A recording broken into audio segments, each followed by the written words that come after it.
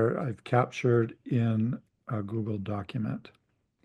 So what I'll do is to share the link to that document now.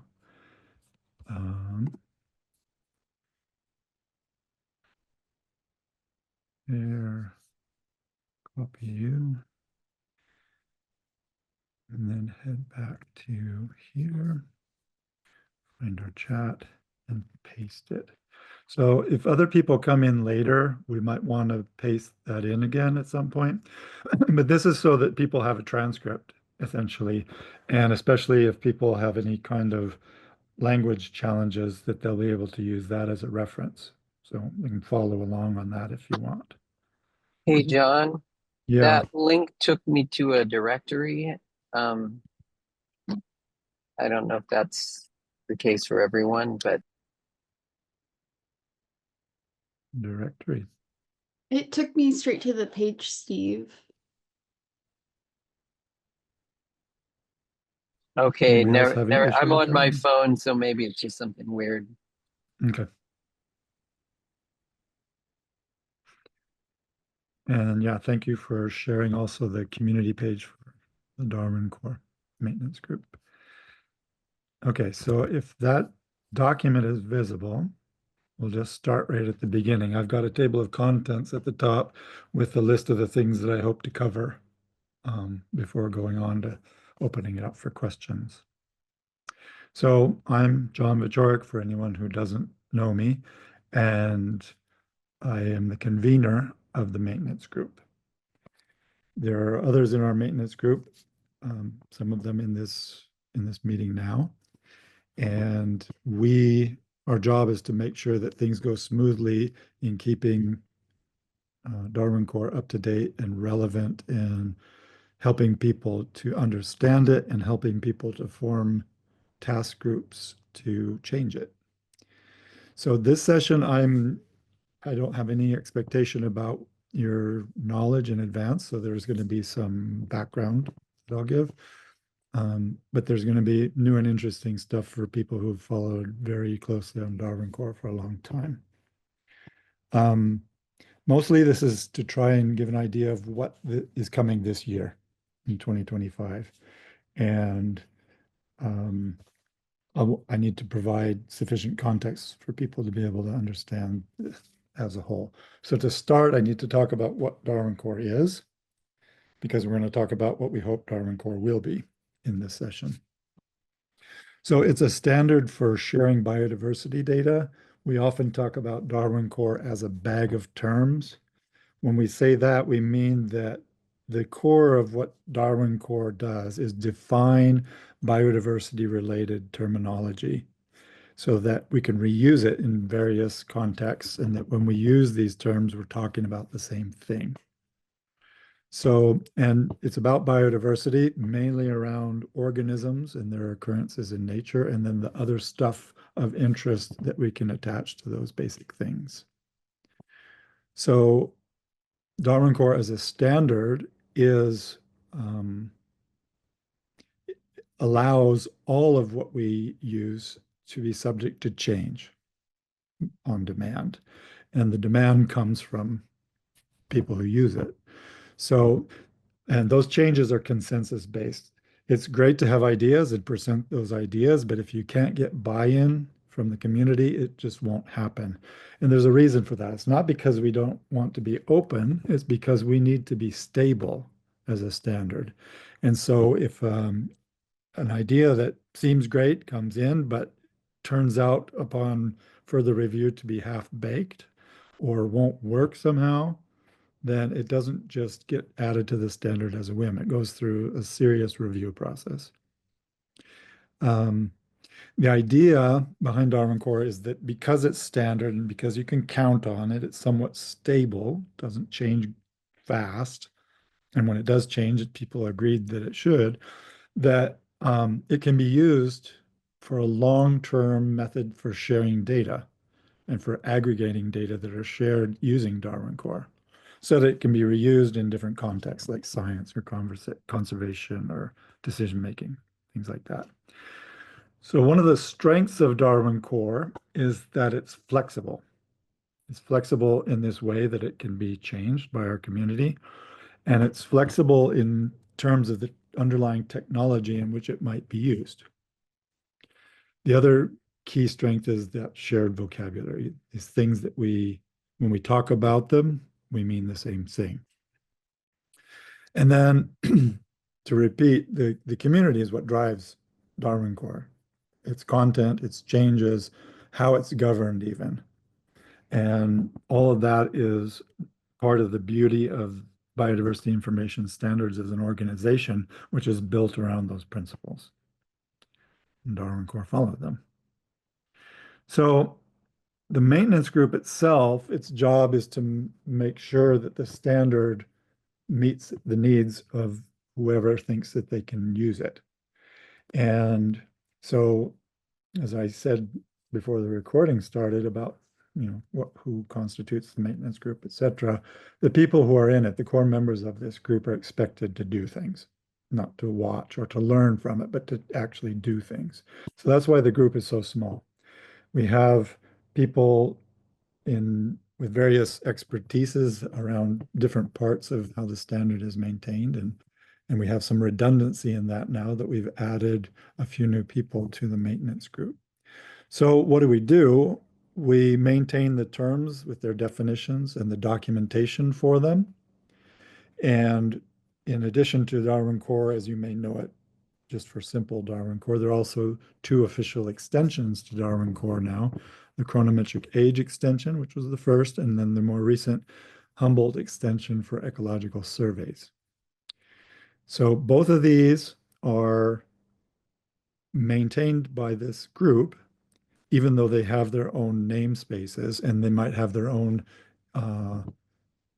subset of the community who's interested in them and their maintenance. Then there are also controlled vocabularies that are related to any of the other Darwin Core parts of the standard. And we have 4 of them now.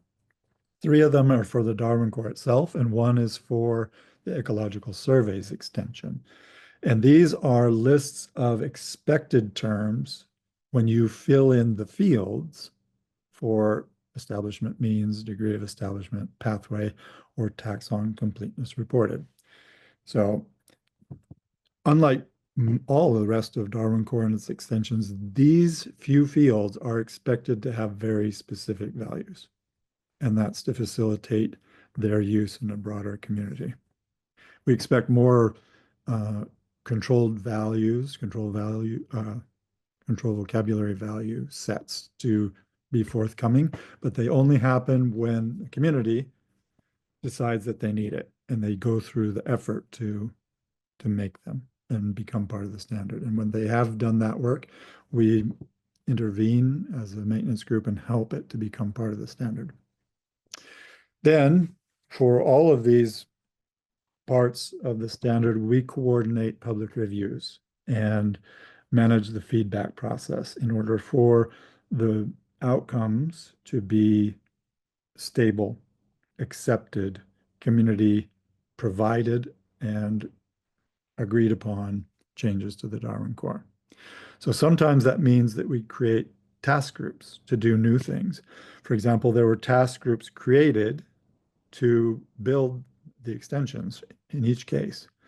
There are also task groups that do other things, like talk about a specific part of Darwin Core in order to clarify it. So there was a big couple of year task group on material samples to try and iron out exactly some of the details inside of that part of Darwin Core. So those are examples. That's what the maintenance group is about. So now get down to the nitty gritty of what we hope to do this year. I don't have this graphic timeline that I talked about, but all this stuff is here on this list. There is a public review that is open right now. It's titled something like the current open issues from 2024. So it's a backlog of things that had been proposed but never resolved or ratified yet. And that's still open. We're nearing the end of that. that will close when we're finished with this week. Basically, this is a rough week. And then the maintenance group can go back and assess all the issues that are still open, make sure that consensus has been reached. And for those that haven't, say so and say that these will be left for a later date.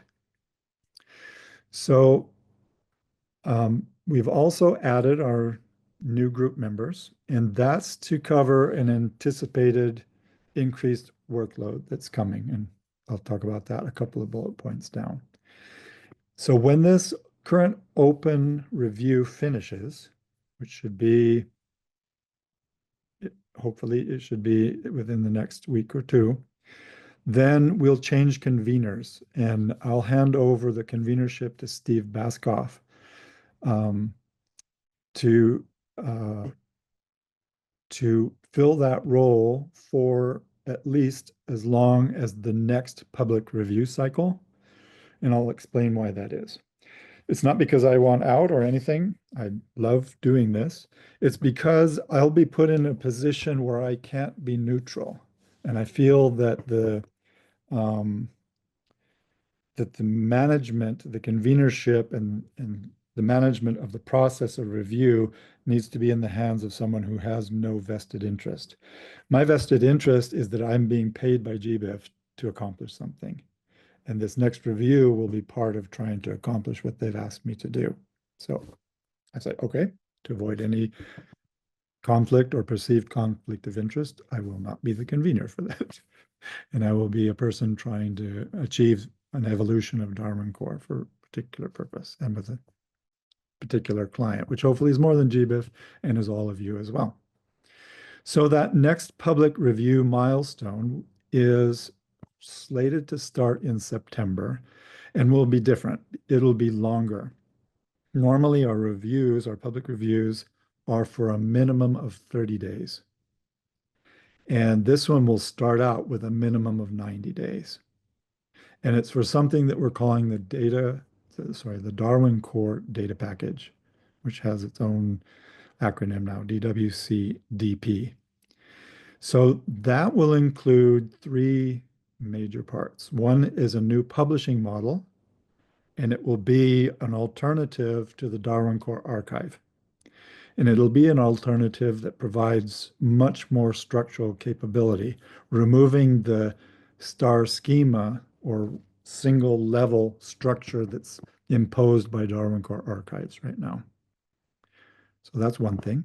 The other is that for the first time, there will be a long-awaited semantic layer for Darwin Core. And that'll be presented as an applicability statement. So this semantic layer will be, for the first time, trying to formalize what the relationships between the classes in Darwin Core are. So when I say a class, I mean something like an event, an organism, an occurrence, a taxon, an identification, etc. Those we consider as classes. They're major concepts of interests in biodiversity. So we're going to actually formalize some relationships between those things, which has never been a part of Darwin Core. And then to accompany both of those will be an extensive usage guide, which would hopefully be a set of recipes with examples of how to publish data using Darwin Core data packages for a whole bunch of different kinds of use cases. So the idea then will be to begin the review of that in September. I'll talk more about what happens before that in a second. And that it will go at least through December. So the hope then is that during that official 90-day period, that the executive committee of TADWIG will help to support the review, the public review, through Q&A sessions that are bi-weekly. And that will not be a normal situation from the past. We never really had these kinds of question and answer sessions until just recently, when the TADWIG executive did it on our behalf. We want this to be a formal part of that 90-day review because it's going to be a big thing for people to try to digest. So then, moving a little forward in the year, in the middle of that public review period in October, late October, will be the Datos Vivos conference, the Living Data Conference. And in that, we will have a dual symposium about Darwin Core data packages, 2 parts. Our hope is that the first part will be a story that starts with simple types of data, a simple observation type data set, and has somebody from the community who's used the Darwin Core data package to try to model their data. And then proceed from there into something slightly more complex, like let's add some material, like specimens to the story. And then go yet another level and say, okay, what if we have biotic interactions between organisms? How do we capture that kind of thing? And then we'll end up with something extremely sophisticated, which is an ecological survey with environmental DNA and all kinds of stuff built into it. So that will be one of the symposia. And then the other will be more of a technical guide after having been having diffused the real world experiences of real world people to try to use it, go back into the details of what the model looks like, why it's that way, where GBIF is, for example, in with respect to making interfaces and queries and things like that that take advantage of it, etc.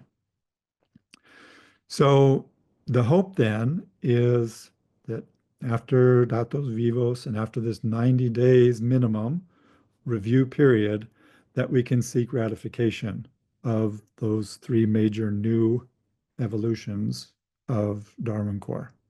So the expectation would be that that would happen sometime early in 2026.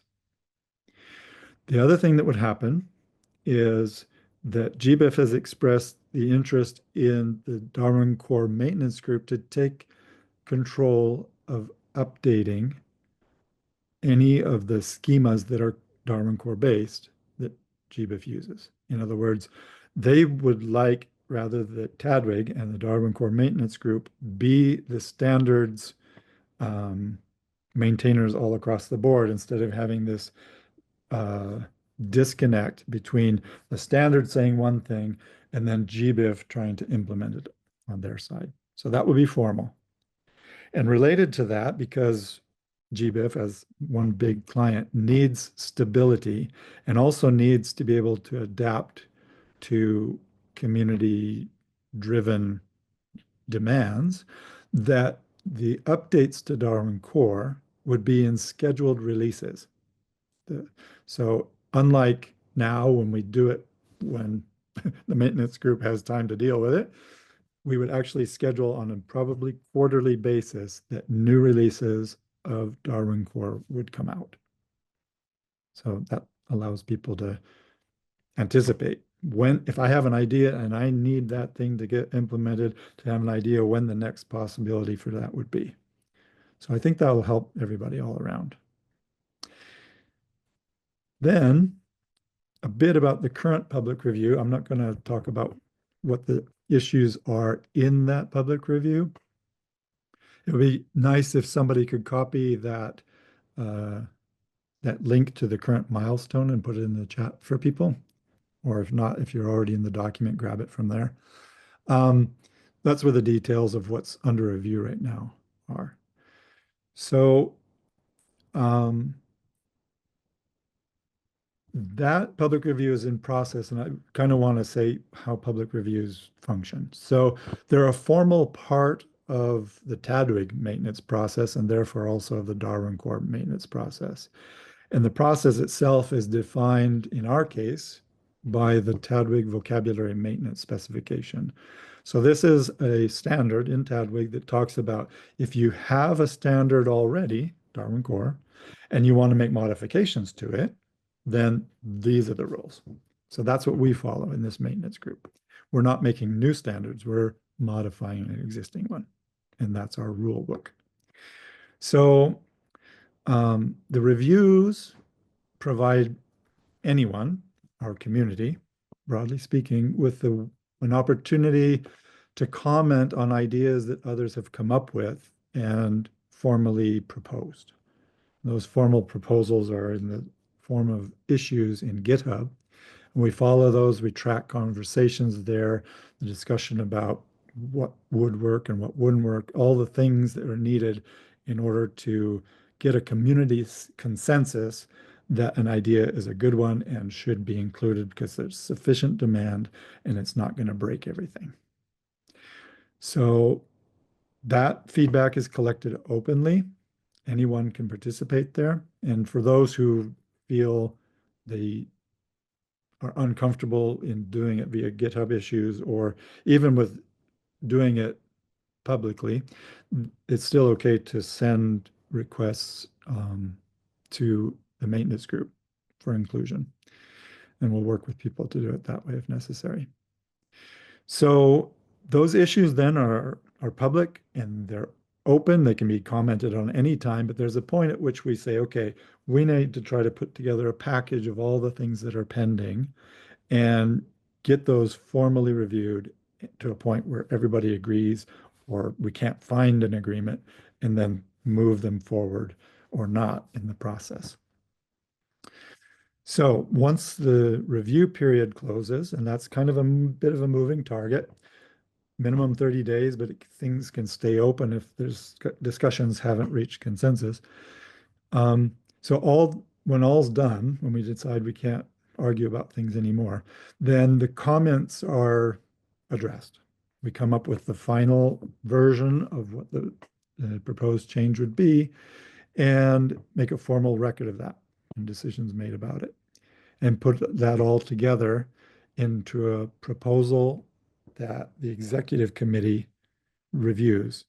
They don't review it in the sense of whether or not there's spelling mistakes or anything like that, or even if it's technically feasible. The executive committee reviews our maintenance group's proposal as having done due diligence in terms of process. We did all the things we were supposed to in making this proposal to the executive committee to put the stamp on. So what can happen? The ideal is that the proposals are ratified. So they've been polished and they get accepted and the changes become part of Darwin Core. Some of them, the arguments just keep going on and it looks like there's no way to resolve them currently without either, well, there's no way to easily solve them for the current timeline of a review. And so those are left out of the process of ratification, but remain in the repository of things to try to figure out. And then sometimes it becomes clear that proposals are way more complicated than they look like on the surface, and that might lead to the creation of a task group to try to figure out the solutions. They go off, the people who are really keen on that problem go off and try to figure out the solution to it, and then bring that back, having tested a solution and having good arguments for why their solution would work and how it should be adopted.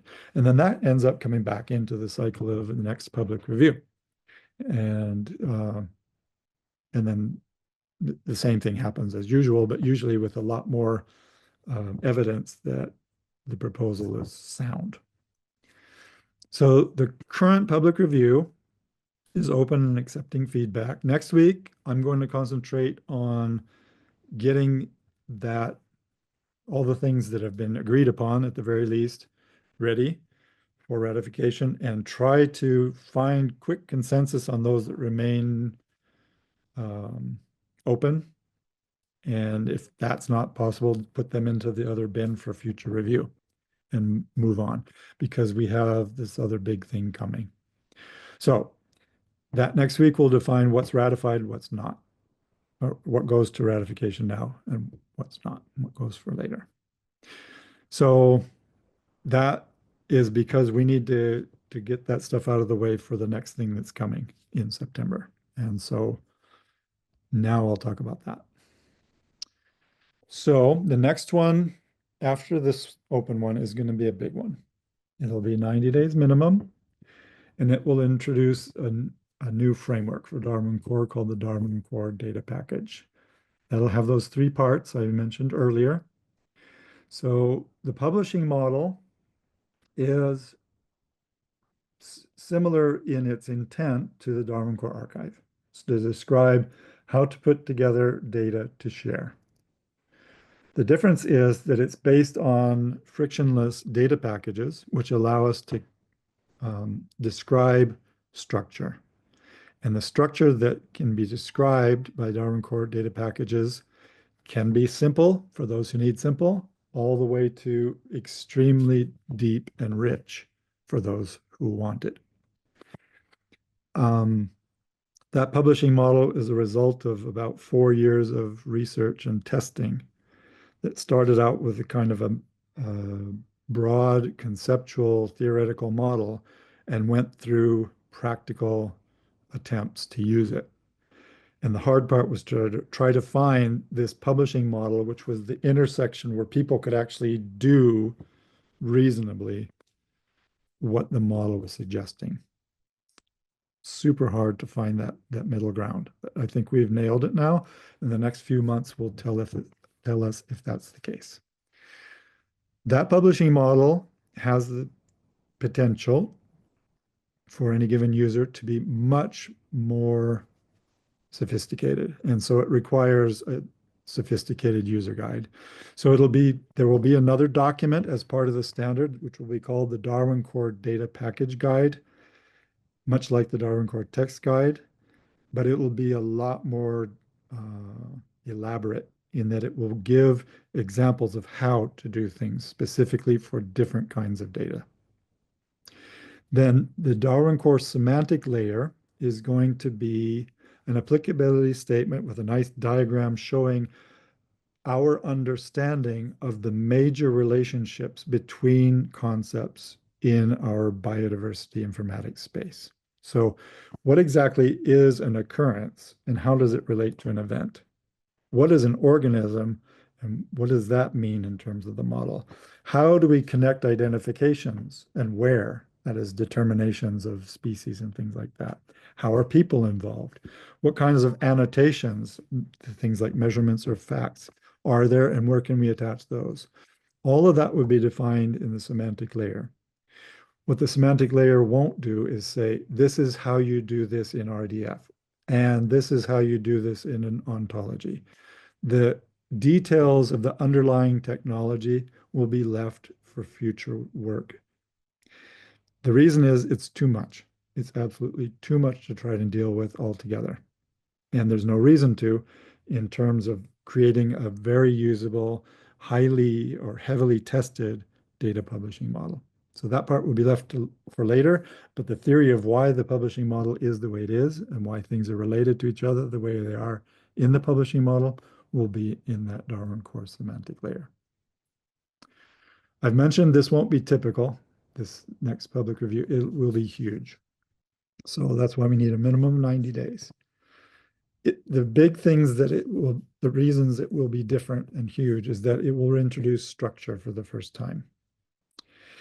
And because of that structural aspect, there's an interesting problem of consensus. Because the structure is going to rely on various pieces being there, those pieces can't just be argued one at a time. And if somebody doesn't like one of them, reject it, because that could break the entire structure. So consensus for this next one is going to be a different beast. We have to get consensus on the data package as a whole. There can be talk about details of particular new terms that will be presented and so on. That's fine, and that'll happen in the same way as ever. And we can talk about new terms that would be good to add that aren't there. And we could talk about rearrangement of terms within the structures, but the structures need to be there. And the reason they need to be there is that they're only there because they solved a particular problem for someone or for many people. When I say someone or many people, I mean entire communities. And those are based on use cases. that were formally generated, formally followed, and formally tested. So to change that structure means you're going to lose entire communities of users, and we can't afford that. This has to be a solution that is integrative for all the use cases that have been studied. So that will be different. So if we manage to do this, and I'm worried, I think it might be a challenge because it's new and it's big, but if we can manage it, by early next year, we should have an entirely new, extremely expressive and flexible way to share a lot more kinds of biodiversity data. And that excites me. And that solves a huge problem for GBIF, among others. So the process and timeline for that is the following. I am very close to creating the first pre-release of the Darwin Core data package. So this pre-release will be aimed at people who understand data structures and can look at a frictionless data schema and understand how to build these things. Up till now, I've been doing that with selected people to try to make sure that my pre-release is actually makes sense for various kinds of data sets that we know are coming. So it covers simple observations. It covers collections with material in them. It covers organism interactions. It covers ecological surveys. It covers phylogenetic trees, all kinds of new stuff. But the next step will be saying to the world at large, if you're brave enough to try to use this, we welcome it. Here are the schemas and packages. Here are some examples of data sets that we've already done as a reference. And here's John as technical support to do that. What it won't have is that usage guide that's coming that we're going to be developing in parallel with this. But the only help for actually doing this in the next couple of months will be me. Then getting closer to early September, we have to have everything in place. So the sooner the better for all of it. What that will consist of are revisions to the table schemas and the packages based on this pre-release testing that people do with me and with other people. If we get more people who are technically capable to help with mapping to Darwin Core Data Package, great. There'll be other people doing technical support as well. There will be additional example data sets for different kinds of data and use cases. Then the usage guide will be developed. It'll be complete by then.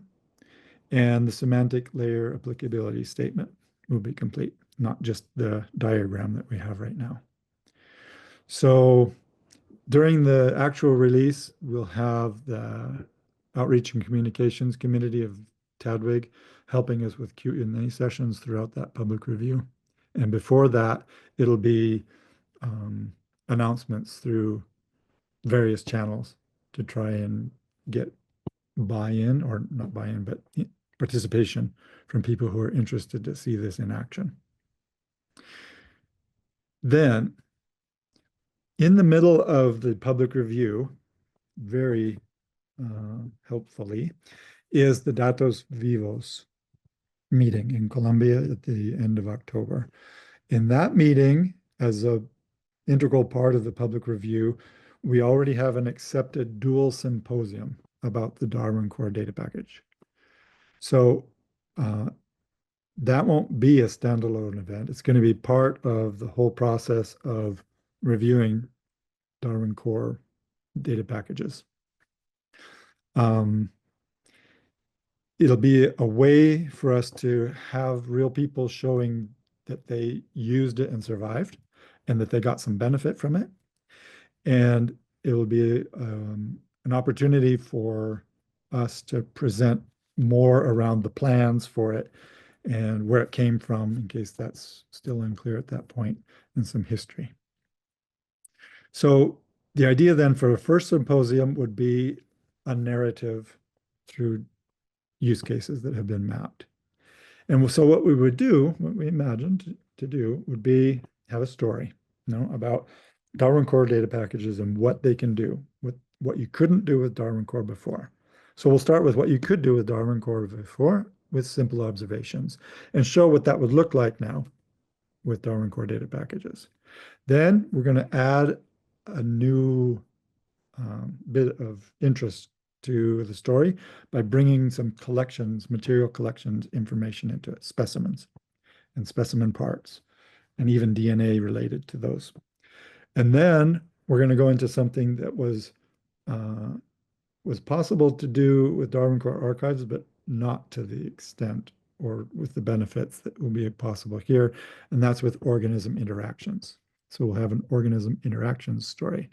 And then finally, we're going to wrap it up by adding more layers of interest and complexity around ecological surveys. So we're going to be going out into the field, getting stuff, having material, dividing it up, measuring parts of the bulk samples, taking parts of those samples, dividing them up, measuring those, sending some off for identifications morphologically, sending some off for DNA identifications, and then doing stuff about abundance, presence, and absence with those kinds of data. So entirely new capabilities that we haven't seen before. So that ought to be fun. The idea is that people will see their peers doing this, and have data sets that are real that they've seen in other contexts or not, and see how the data package works in practice. Then, if all goes well, the hope would be that that 90 days would be sufficient. And at the end of those 90 days, we have achieved consensus that this is wonderful. We've tweaked all the little things that remained that needed to be tweaked. And we can present this entire set of stuff to the TADWIG executive for ratification. It may be that it takes longer than that. If it does, great. We'll work it out. We'll get to the point of consensus. If it doesn't go to consensus, that's a different story, and GBIF has to make a decision about what they will do, because they really need this to meet the demands of their 20-year review about making more varied and richer data available than just occurrences, which is what they're really good at now, but they're kind of limited to that. We hope that we can provide the solution for them, and that anybody else that can then take advantage of it as well. So as our maintenance group, we'll do our normal things. We'll address all the comments that have been there in GitHub, make sure that they're cleaned and we have the final proposals. We'll incorporate all those changes into the documents we need to produce the standard, the changes to the standard. And we'll revise any of the documents as necessary based on those changes, and submit the finalized components to the TADWIG Executive Committee for the final stamp of approval of ratification. So that's our normal business. It's just that in this case, it's going to be a big one. So that's where we stand in terms of the ideas for this year. The table is now open for questions about any of that.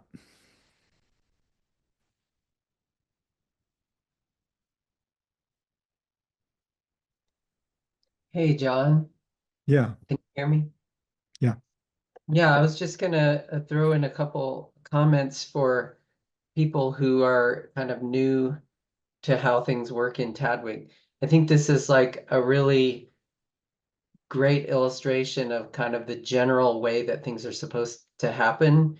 For one thing, John mentioned that Darwin Core, like in its base, is a bag of terms. And so this is kind of an illustration of like the layer design, where what John is talking about is basically adding a layer on top of the basic bag of terms. And in theory, there could be other layers. So when this gets developed, this is not necessarily going to be the only way to use Darwin Core. It probably will be the main one because it's supported by GBIF. But if somebody had a different way of looking at things and they wanted to go through all the work and develop some different kind of semantic layer, you could build a second one or a third one on top of this basic bag of terms. So that's kind of like the overall design of how Tadwig vocabularies are supposed to work. The other thing which I think is really fantastic is that if you look at the maintenance specification, which John mentioned, the way that this is being handled is like the real best practice. In the past, sometimes people have suggested big, complicated changes, but didn't really have support for how you would know that they would work. And so like the vocabulary maintenance specification says that you should have a feature report and an implementation experience report. And so basically the feature report is the collecting of all the use cases, which John has talked about having already done. And then the implementation experience report is basically this testing that John is talking about going on between now and September.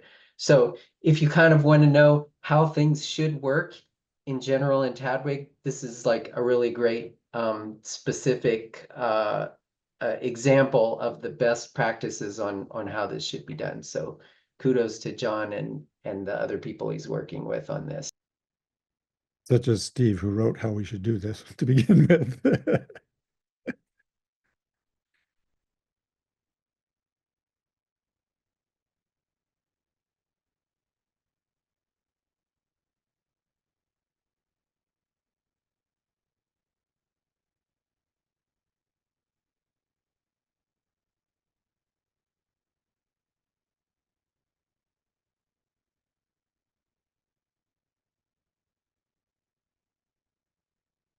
Anybody want more detail? And it should be fairly clear what our plan as a maintenance group is for the year. But details about any of that, there are many. I can go into them or not as desired.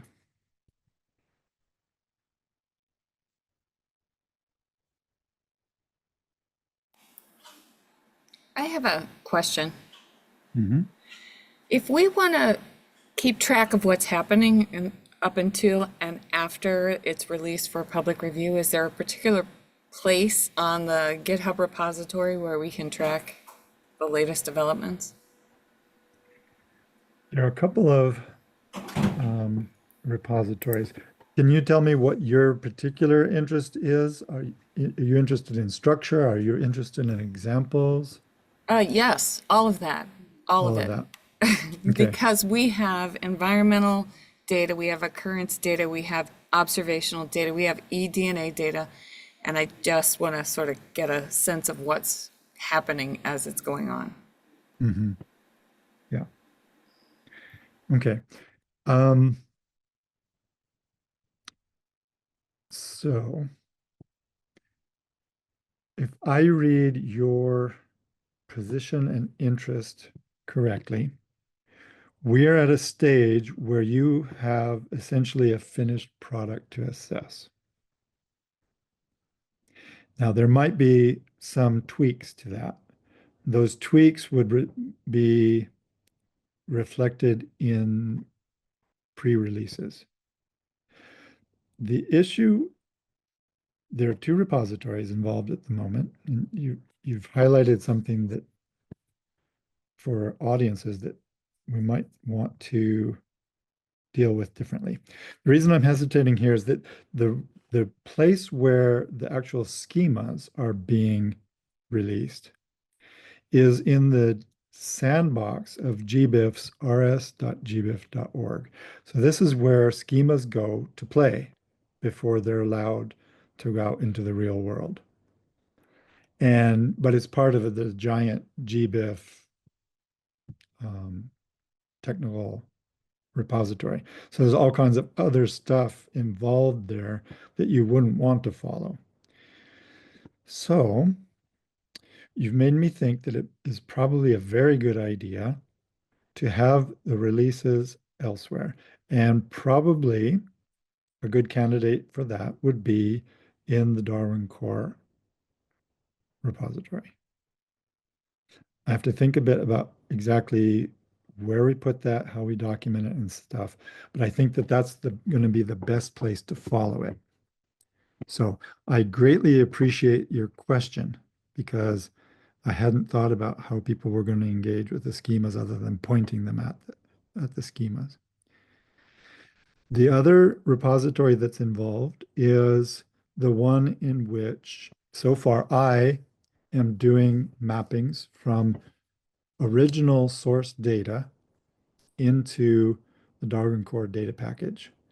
And in so doing, I have the inputs, I have the scripts that do the mapping from those inputs into Darwin Core data packages, and then I have the scripts that load those into a database that has the database integrity built into it that can test that the data fit the model as well as fitting the tables they fit into.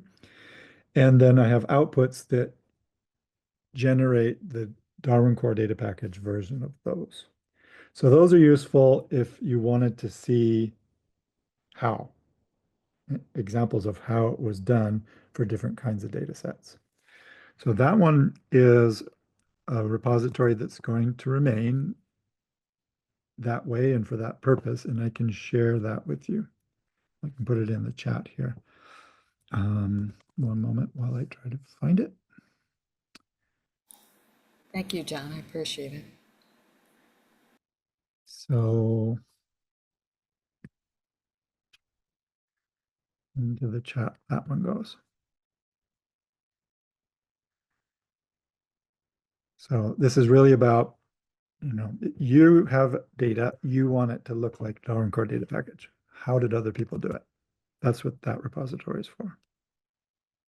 So I don't know if this was the question, but like I'm assuming the recording of the official comments and the progress of the review, like that's always been in the issue tracker of the Darwin Core repository, which gets kind of big and ugly, but then we sometimes group the issues in milestones to make them easier to track. So I'm assuming that the actual tracking of the process would continue to happen there, right? Yeah, I didn't even think about it from that perspective. The intention would be for that process to continue. The one thing that might vary a little bit is that with this structure and with having particular terms formally organized within classes, they're actual properties of classes as opposed to being something that we just use for labeling or organizing on web pages, that we will probably have to add different kinds of labels that group things. One of them would be, we already have it. It's to group the issues by class that they affect. We might probably also want to add labels for the kinds of use cases that they affect. So that you, for example, if you're particularly interested in the nucleotide sequence part of the model, you could go in and look at the issues that have to do or are labeled with being relevant to that part of the model. So I expect that to happen. I expect also to have labels for the different major families of use cases. So labels that are around proposals that are affected by or that would affect organism interactions. So an organism interaction consists of two occurrences and the events in which those are based. And they might also connect out to material associated with one or the other side of that organism interaction, things like that. So what we can do is create lists of terms affected by, label all terms by all the categories that they are involved in, let's say, and let that be a way to navigate around the issues in Darwin Core. We And might would have to do these other be things I haven't anticipated yet too. newly proposed terms, or would you label every term in Darwin Core? You're talking about in the issue tracker would be if there's proposals for new terms, those issues would be labeled as you described. Actually, I anticipate every single term to be in there. including the new ones, because there will be this issue of formal properties. So those are going to be normative changes. Every term will get an entirely new attribute that says, I am a property of. And since that's a normative change, it has to be out there for public review. The new terms will be labeled also, obviously, as being new. And based on trying to make the integrative big picture, I have definitions of existing terms that will benefit from being rewritten so that they're better understood, they're more rigorous. Now that we understand the semantics, the semantic layer behind it. So pretty much everything is going to have is going to be affected by some change. Now that isn't meant to scare people. It doesn't mean that your Darwin Core archives are going to break. The promise is that doing business as usual with Darwin Core archives will continue. So this is for moving ourselves forward into a braver, newer world where things can be more complicated in ways that more closely represent reality.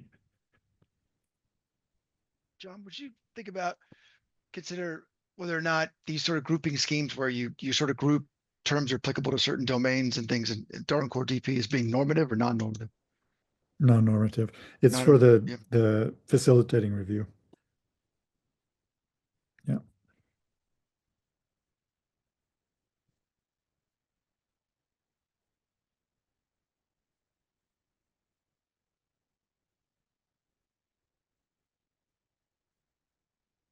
So I will be keen to get ideas about how to facilitate navigation, because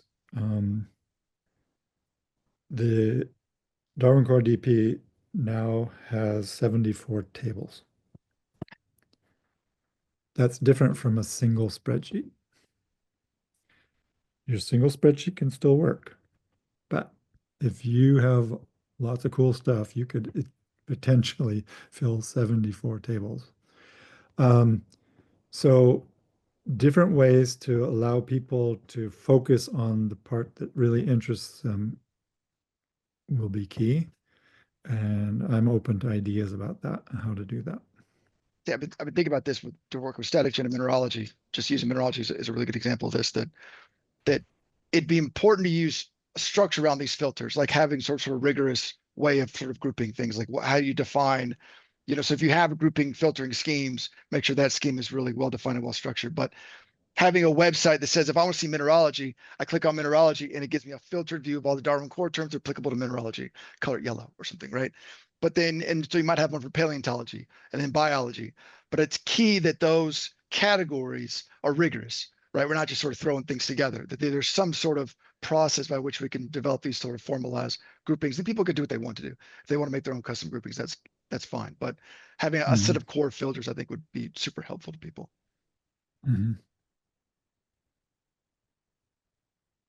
Yeah, it kind of comes down to an expectation of how this might all work further down the road.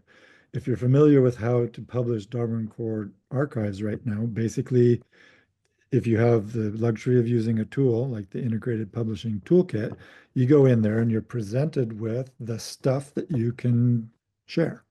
But it's all one huge list with some categories in it. No, here's your event stuff, here's your location stuff, etc. We imagine that will be similar, but the list will be longer. So I can imagine, for example, that you go into the Integrated Publishing Toolkit and you say, okay, basically what I want to publish here is an ecological survey. So ecological surveys are expected to have certain parts of the model light up. No, you're expected to have some events for sure. And then after that, it's anybody's guess. But so you would essentially have the checklist of all the things that you think you have data for. And you go, I need some of those, I need some of those, I need some of those, and check off all the parts that you think you have. And then be guided through the process of mapping from your data into those things that you think you want to share. So the great surprise to me was that in early implementations of publishing via Darwin Core data packages, the experience in the integrated publishing toolkit was the same. It was no harder, which flabbergasted me. It was a fantastic thing that could be so. So anyway, yeah, guiding people to not be overloaded is going to be critical for review, I think. John, you have two questions. First, Yep. confidence track 2. Kit. You're muted, Kit. I was letting you know that there were questions in the chat. So we have one that says, what is the role of GBIF in this timeline? Will ingestion of DWCDP and production of them be supported, at least in the test environment, by the time of the review process? The answer is that the GBIF already can do it. We have a test IPT where we keep it updated to the latest schema and then try again to do data publishing, having solved a problem that came up in testing. So we've done that. We've had like 6 or 8 cycles of updating the schemas and republishing. And one of our participants here, Jörg Kolicek, who's one of our new members in the maintenance group, has suffered through that multiple times. I send a message, Jörg, I changed something, and he goes in the IPT and does it all again. He can vouch for how horrible or how good that is. But yes, GBIF is serious about supporting it. By the time that I do this release, the test IPT will be open for people to publish that way. Obviously, it'll be test publishing and won't be going into gbif.org. Then there's the other layer of GBIF involvement, which is what does GBIF expect to do with this new aggregated data? And they're thinking seriously about how their indexes look, what kinds of views on all these different perspectives on biodiversity data will be supported, which ones first, etc. So Tim Robertson has talked about these in terms of his word for them, which is catalogs. Catalogs are views from a particular perspective. So one of the big ones is material. You're interested in stuff in hand. So there would be a material catalog where you go in and ask your questions based on, do you have one of these in a collection? That sort of perspective. But there could be others. There could be perspectives from location, like what all has happened here. I don't care if it was an event or what. There might even be one from the perspective of agents. You want to know everything that GBIF knows about how a particular person was involved in stuff. So there can be inverted views from every single different perspective. GBIF has to decide which ones are first and how elaborate they are and how they work. But this is what they were asked for, what they were asked to do, and so they're keen on doing it. I believe, let me ask Jörg, is yours public, Jörg? Can you download that? Can anyone download that Yes, data I think package? it's public. Can you find a link to share for that, Yes. if you don't mind? Okay. So keep in mind that what's on there now is going to change one more time before the pre-release, where we ask people to play against it. And that's because we just this last week finally ironed out how the nucleotide sequence stuff will work. And so it will cover everything that the DNA extensions do and more. So that was a major addition. So it looks like Ming has shared a link to the IPT itself where you can see all the things that are in there right now. And then Jörg has shared one for his specific data set.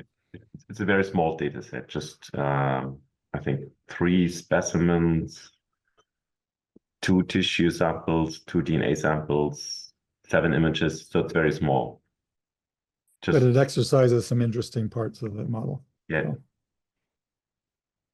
It has all the relations or all the object types we have there in this data set. Okay, and GBIF is currently, at least in their test environment, capable of ingesting such a package and mapping that No. completely to their model. No. no. They're not capable of ingesting it anywhere yet. We're at the stage of being able to share them. There are 2 stages actually of what we're doing. There's the one of being able to publish these Darwin Core data packages via an IPT.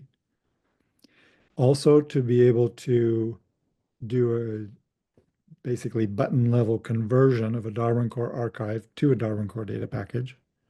I suspect that will end up being no button even evolved. That when you map a Darwin Core data set in IPT, that will give you both a Darwin Core archive, if that's supportable, and the data package.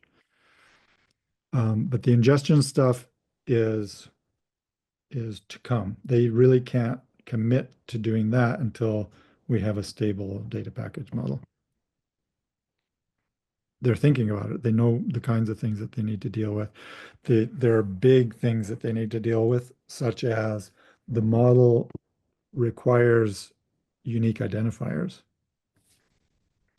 It's fundamental. There's no way around it if you want to be as structurally complicated as this can be. And so the question is, how do you go from, first of all, how do you provide those for people who don't even know what they are? And then the second one is, what kind of persistence model is for those things if they're not coming from the source? And then finally, for those who provide them, what can GBIF do on aggregation that basically says these are 2 records about the same thing? So they've done a lot of work with clustering. Here they would have actual real connectors if the identifiers are global, where they can say these 2 records are about the same thing.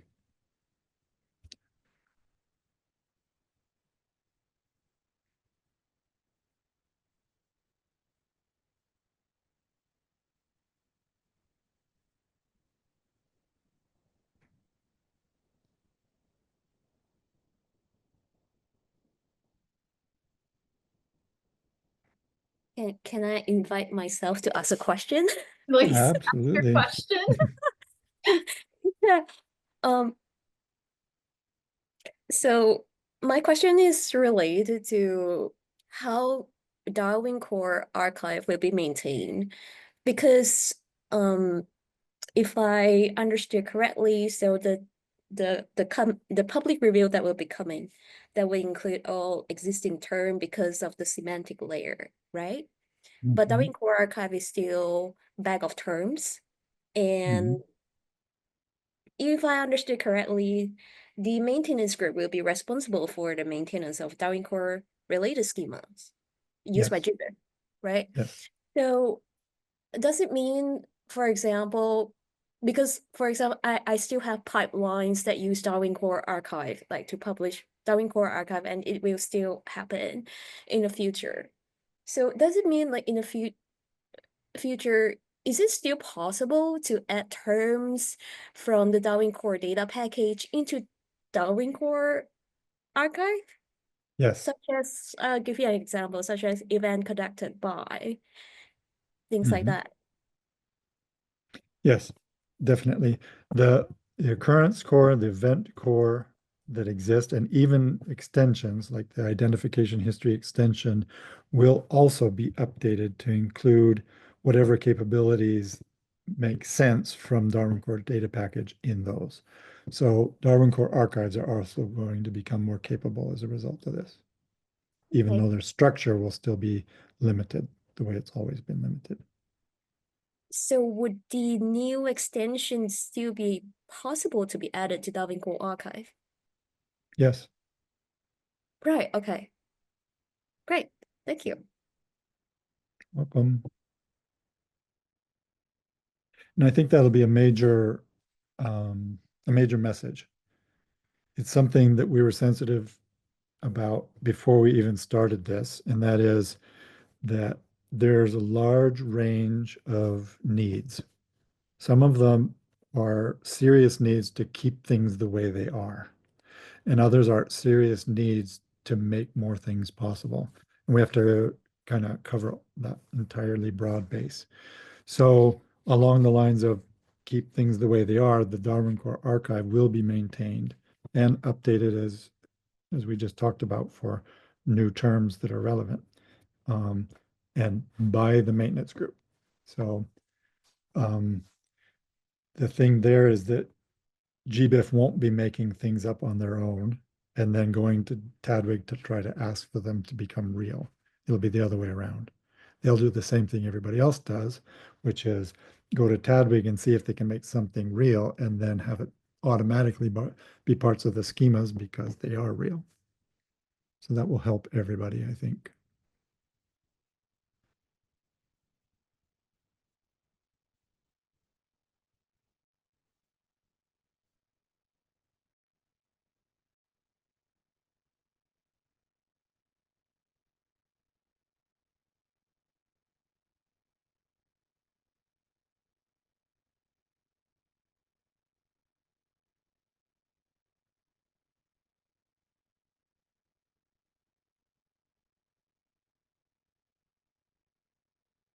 You can go ahead and ask your question. Yeah, so I've been thinking about what you just said before about the problem of scaling up and adjusting the data model that is used by GBIF for their internal systems. I guess one of the first steps for that would be to upscale the examples, the tests being done with the data package on the IPT and see how that works for so medium to semi-large data providers, because that already addresses a part of the issue. But I brought that up because I think one of the key things that are going to be needed for this to become successful, because it is quite the exciting but also scary development to witness, is examples. And well, GBIF is one of the main and the best ways to get examples, but if that's not immediately doable, it's going to make it much more difficult to get this adopted, and in particular to get people to provide much more feedback in the review process. There really needs to be some nice examples that people can play with and see what works and what doesn't. Right. The answer to the question of why are we doing this? Not just because we can, but because there's some benefit on the other side as well. So yeah, GBIF has that whole other half of the problem to deal with, which is making it relevant, figuring out what kinds of things are basically built into an interface because there's going to be such a common question. And on the other side, building examples of how to structure queries for those who are more sophisticated to get exactly what you want out of it.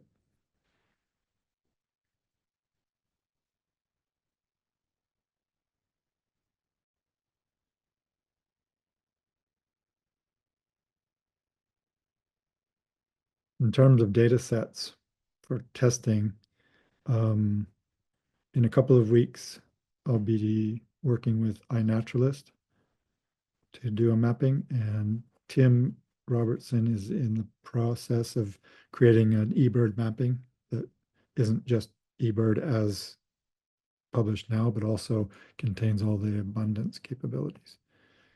So in terms of large data sets, those are some pretty good examples.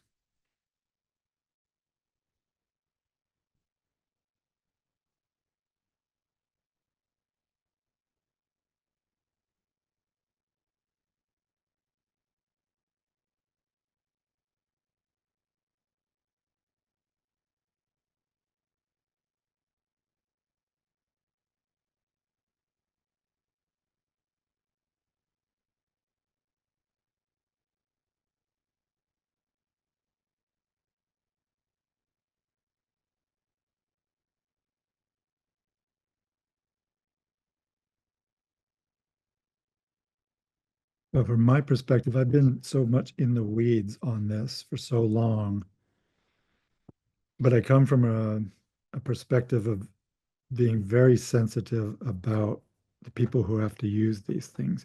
What I don't have a good sense for right now is how this is perceived at this stage. So I've worked with people to try and map data sets, but these are people who are not afraid of anything and have extra time to work with me to get stuff mapped correctly and so on.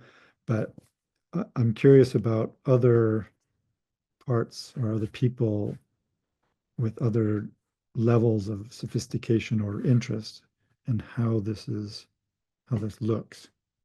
Is it just scary, or does it seem like it could be cool? You can go ahead. Thank you. John, if that helps, I presented the progress update to OB's data coordination group every month. Mhm. And the feeling that I got is OBS as an aggregator is slightly worried. For example, do they have to redo all these all the OBS manual, for example, to guide people how to modify how to publish the data and all this? So because there's a lot of work that so they're worried about the work, as well as they would like to know about the timeline in general, because they are also an aggregator. So if people start using Darwin Core data package, we would like to know when, because it's just sort of have to prepare for it. So I felt that there is some worries there. But on the other hand, there's also, yeah, they also mentioned something like best practices, and they would like to prepare. And just I think the difficulty is they are unsure. The feeling that I got is we are unsure about the timeline and how to prepare for it. Mhm. But there are also a lot of excitement on the use cases that could be covered by the Darwin Core data package, because things that we could not do at all with Darwin Core archive very restricted by the star schema. So I felt like there are two sides. Right, Yeah. right. So in terms of the timeline, did what I say today help, or you need to, I can't promise anything on GBIF's behalf. I Of can course. tell you what my hope is for Yeah. the process from the perspective of the Darwin Core Maintenance Group convener. Mhm. So if all goes well, then I would expect it to be possible to implement things in January of next year. Yeah. Okay. It won't happen before then, for sure. Mhm. It's kind of programmed to not happen before then. It doesn't mean that it won't be possible to try it before then. It will be uh, welcomed to try it as you're doing now. It will be very welcome to try it. But when the timeline for seeing GBIF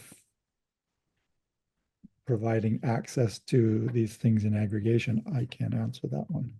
We haven't talked about that one as a date in any way yet. Yeah. Thank you so much, John. Mhm.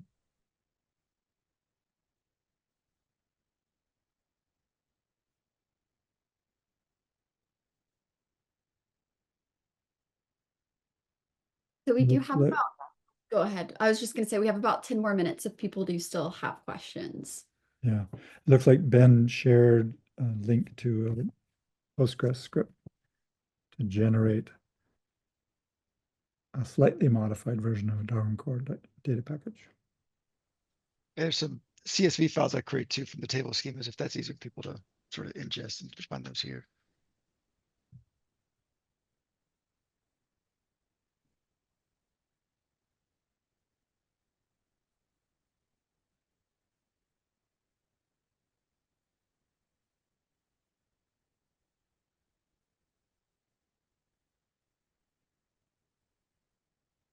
I will let the silence persist for a little bit longer.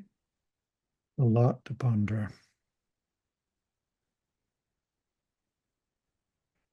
So Ming, I'm worried, not worried, I'm interested to what extent there will be overlap in the guides that we have to produce and the guides that OBIS would benefit from. I'm interested in that too. You know, But 'cause- what I can do though, John, I think I can write another email to the group of people and invite you over to OBIS to have a conversation on that. Mhm. Because to the extent that it could overlap, Mm, so much the better. yeah. And I don't say that because I'm hoping somebody else will write it, not at all. But if we have to do that much effort, it would be great if it had an even broader immediate use. Mm-hmm. So the idea behind that would be that there would be recipes for how to do particular things. So I know that earlier Abby Benson had quite a list of use cases, of data set types that would be interesting to be able to publish. And if a correspondence between those data set types and the structures that they come in, then we could target, at the very least, some of the most prevalent ones and make them be recipes in the guide. That sounds good to me.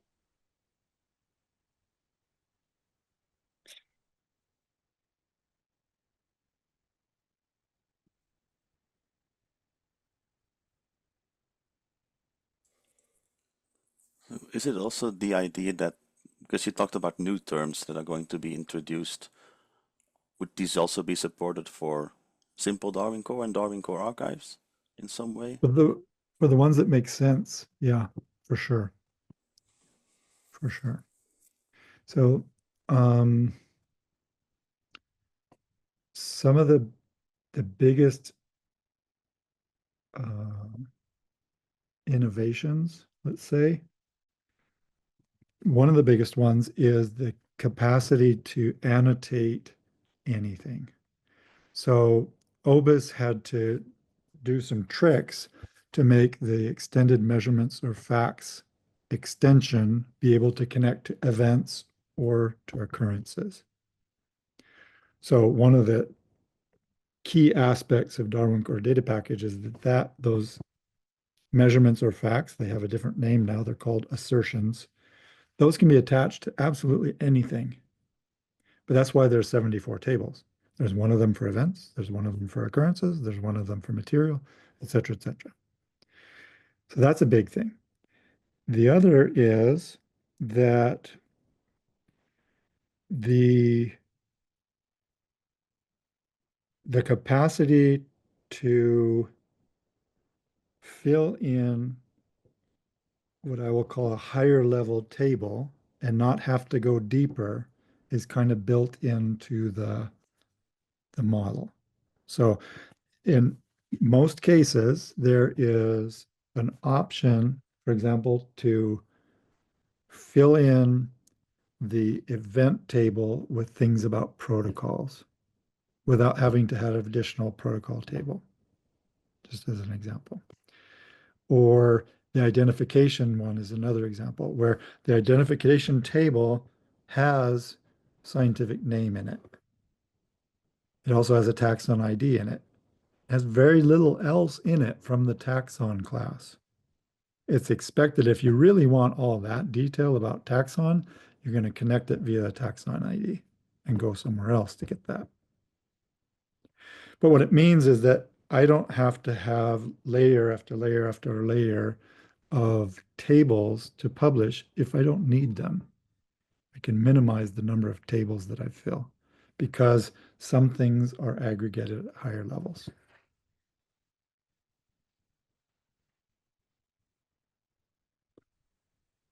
John, have you thought And about I know, how, oh, go ahead. I was just going to add that I know that's hard to visualize without looking at what a table looks like, but Have you thought about how assertion schemas, assertion vocabulary is going to be published? Will those be normative? People will suggest those. Like if I have, 10 vocabulary terms for material assertions, are those, how are those going to be handled? okay, so that's another interesting point about the model as a whole. There's a lot more room for well-defined controlled vocabularies all over the place. We're not going to be proposing them, but we're going to point them out as these are places where communities can develop them. So one of the interesting, entirely new aspects of being able to make assertions, in particular, these measurements or facts, is that you can have the assertion type, which used to be a measurement or fact type, and say what vocabulary it's coming from. Say, here's the value I have. Here's where you can find the definition of the value I'm putting in because it's coming from an obus vocabulary, for example. But it doesn't have to. It can come from somebody else's vocabulary, and you just point to the other vocabulary itself.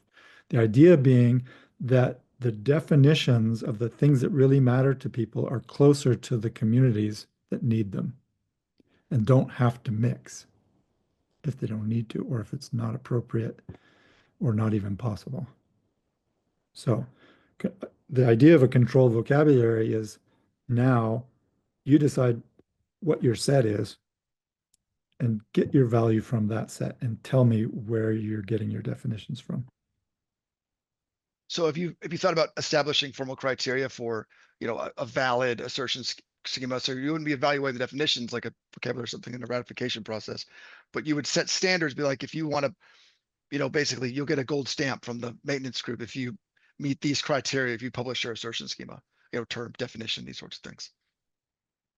I don't expect us to get into those control vocabularies until and unless somebody comes to us saying we need them. We're certainly not going to initiate that. But if they do, we know how control vocabularies are supposed to work and we can help people make them. And we can also change the suggestions of recommendations about where you might look for a good control vocabulary for things. Ben, I have to hop to another meeting right now. Is it Okay. okay if I give you host? Sure. This was so great. Thank you, everyone who's still here. And conference track 2 is signing off. Thank you. Bye.